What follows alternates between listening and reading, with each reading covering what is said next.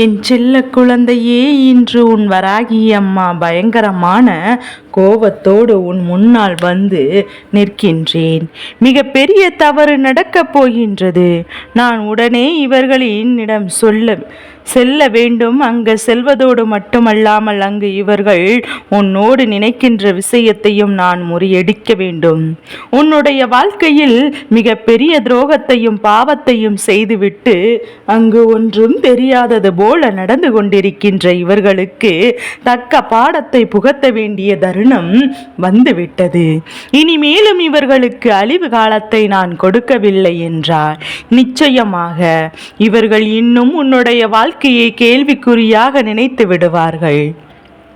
என் அன்பு பிள்ளையே, மேலும் மேலும் உனக்கு கஷ்டங்களை கொடுத்து கொண்டே இருப்பார்கள். இவர்கள் என்ன தவறை உனக்கு செய்ய வேண்டும் என்று காத்து கொண்டிருக்கிறார்கள் தெரியுமா? உன் இல்லத்தில் நடக்கக்கூடிய மிக பெரிய தவறு என்னவென்று உனக்கு தெரியுமா? நான் சொல்லும் போதே நிச்சயமாக என் குழந்தை நீ என்னவென்று தெரிந்து கொள்வாய். உன் அம்மா ஒரு விஷயத்தை இன்று நடத்த நினைத்திருக்கும் போது அது உன்னுடைய வாழ்க்கையில் உனக்கு எதிராக இருப்பவரால் நடக்கக்கூடிய ஒரு மிக பெரிய பாவத்தை சார்ந்தது. உன்னுடைய வாழ்க்கையில் உன்னை சுற்றி என்ன நடந்து கொண்டிருக்கிறது, இவர்கள் உனக்கு என்ன செய்து கொண்டிருக்கிறார்கள் என்பதையும் என் பிள்ளை நீ தெளிவாக புரிந்து கொள்ள வேண்டிய நேரம் இது. இந்த ஒரு தவறு உன் இல்லத்தில் நடக்க வேண்டும் என்று சொல்லிதான் இவர்கள் இப்போது கங்கணம் கட்டி கொண்டு வந்து சுற்றி வந்தார்கள். யாரிடம் தப்பினாலும் இந்த வராகியிடம் இருந்து இவர்களால் தப்பிக்க முடியாது. இவர்களுக்கு அழிவு காலத்தை நான் ஆரம்பித்து கொடுக்க வேண்டும் அல்லவா? இல்லை என்றால் மேலும் மேலும் உன் வாழ்க்கையை நான் சீரழித்து போய் நிற்குமே தவிர அவர்கள் அங்கே நன்றாக தான் சுற்றி திரிவார்கள். என் தங்கமே, ஓரிடத்திலிருந்து நமக்கு கஷ்டங்கள் வருகிறது, ஓரிடத்திலிருந்து நமக்கு பிரச்சனைகளும் துன்பங்களும் வருகிறது என்றால் அந்த இடத்திலிருந்து முதலில் நீ விலகி நிற்பதுதான் நல்லது. அம்மா எங்கிருந்து வருகிறது என்று எனக்கு தெரியும் அல்லவா?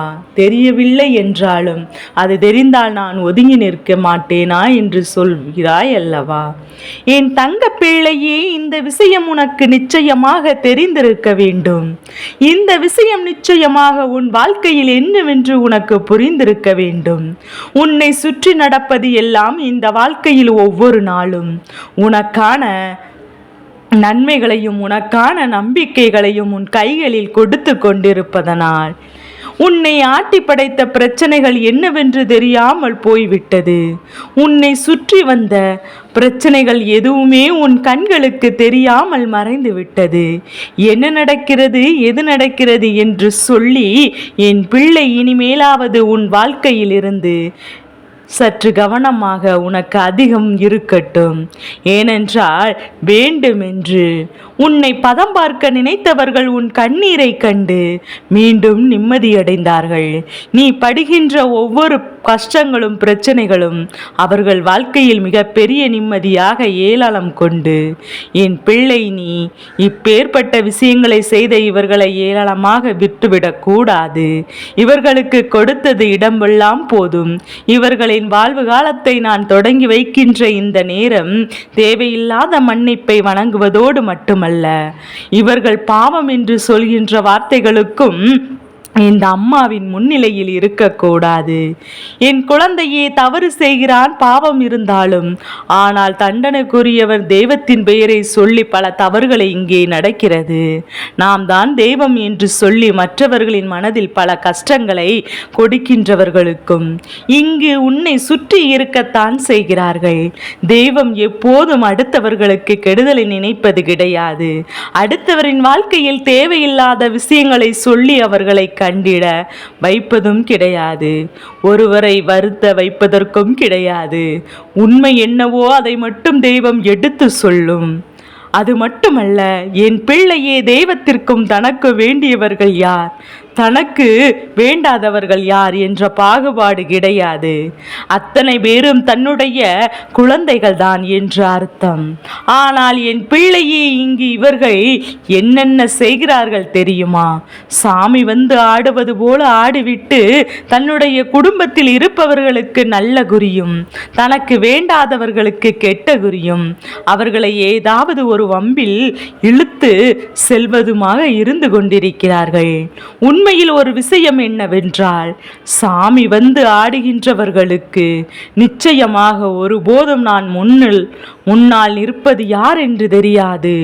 யாருடைய தன்னுடைய பிள்ளைகள்தான் உணர்வுகள் அதுபோல அவர்கள் தொடும்போது அவர்களுக்கும் இருக்கின்ற பிரச்சனை என்னவென்று தெரிந்து கொள்வார்களே தவிர ஒருபோதும் இவர்களின் முகத்தை பார்த்து நேற்று இந்த பிரச்சனையில் இருந்தால் வாழ்க்கையில் இது இருக்கின்றது என்று சொந்த கதையும் சோக கதையும் நினைத்து குறி சொல்ல மாட்டார். அதனால் இதுவெல்லாம் உண்மையல்ல. தெய்வத்தின் வேடம் போட்டு உன்னை அதை செய் இதை செய் என்று யாரும் சொல்கிறார்கள் என்றால் அதனை ஒருபோதும் என் பிள்ளை நீ ஏற்றுக்கொள்ள கூடாது. உன்னுடைய வசதிக்கு தகுந்தாற் போல உன்னால் செய்ய முடியும் என்றால் நான் அதை ஏற்றுக்கொள்ள வேண்டும். உன்னுடைய வாழ்க்கையில் எந்த கஷ்டங்களுமே தொடர்கரையாக இல்லை. ஏனென்றால் இப்போது சில காலமாக தான் உன் வாழ்க்கையில் பிரச்சனைகள் அதிகமாக இருக்கின்றது.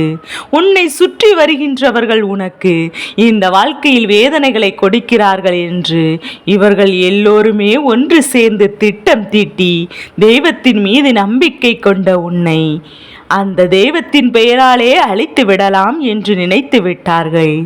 தெய்வம் இதை செய்துவிட்டது என்று சொல்லி ஒரே வார்த்தையில் முடித்து கொள்ளலாம் அல்லவா?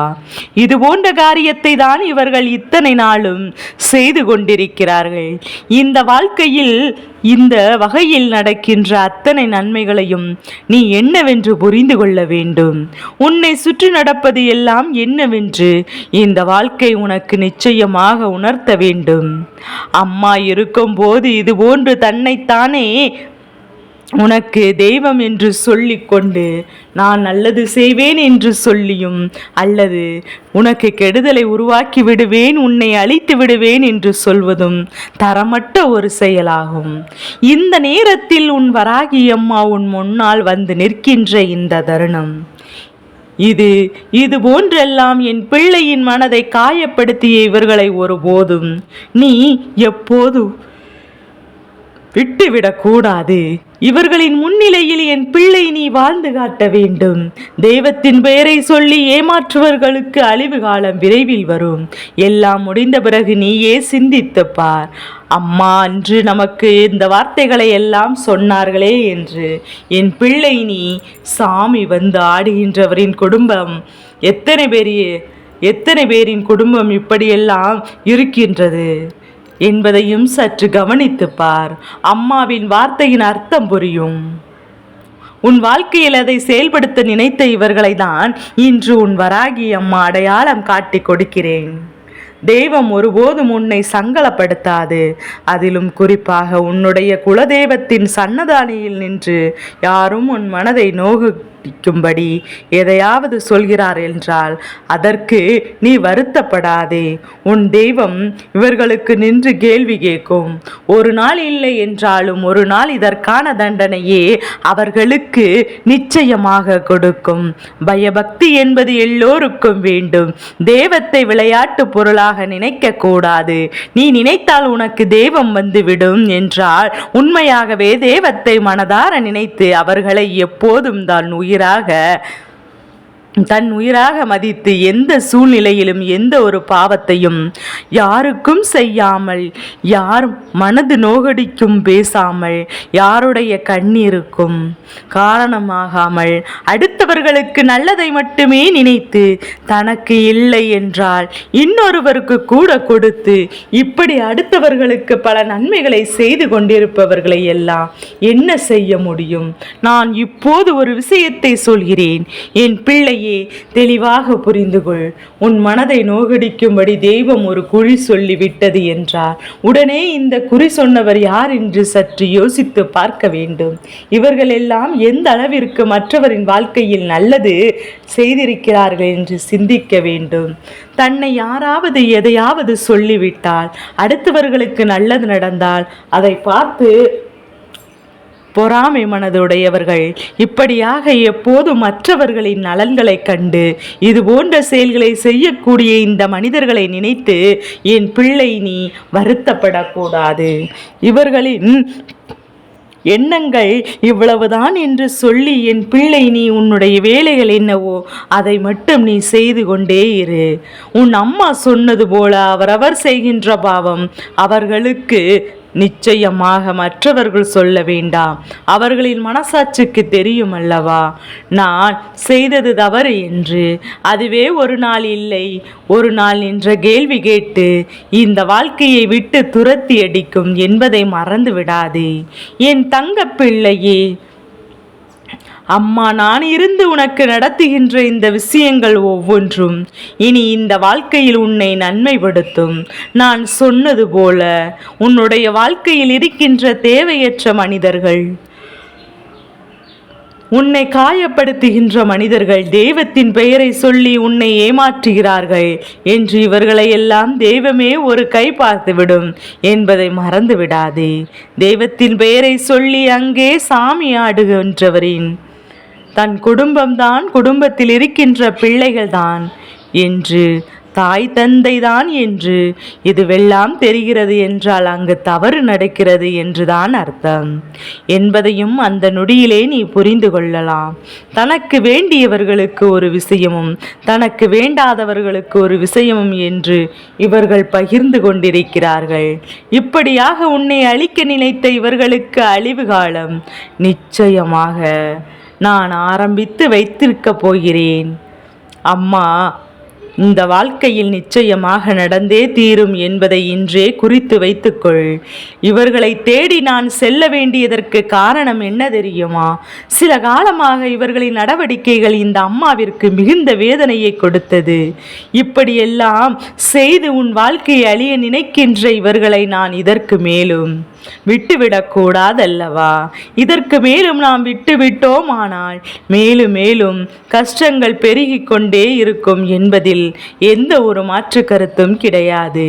இந்த வராகி அம்மா சொன்னது போல வாழ்க்கையில் உனக்கு நல்லது நடக்கும். இவர்களால் உன் வாழ்க்கையில் எல்லாம் எந்த நல்லதும் உனக்கு நடக்கவிருக்கிற வார்த்தைக்காக ஒருபோதும் மனமுடைந்து விடாதே. எல்லாவற்றையும் உன் வாழ்க்கையாக மாற்றி கொடுக்க நிச்சயமாக வருவேன் என்பது மட்டும் நீ புரிந்து கொண்டால் போதும். உன்னை தேடி வருகின்ற அத்தனை நன்மைகளுமே உன்னை நிச்சயமாக நல்லபடியாக தேடி வரும் என்பதை புரிந்து கொள்வாய். என் செல்ல குழந்தைக்கு இந்த வராகி அம்மாவினுடைய ஆசீர்வாதங்கள் எப்போதும் என் குழந்தைக்கு முழுமனதோடு கிடைத்து கொண்டே இருக்கும்.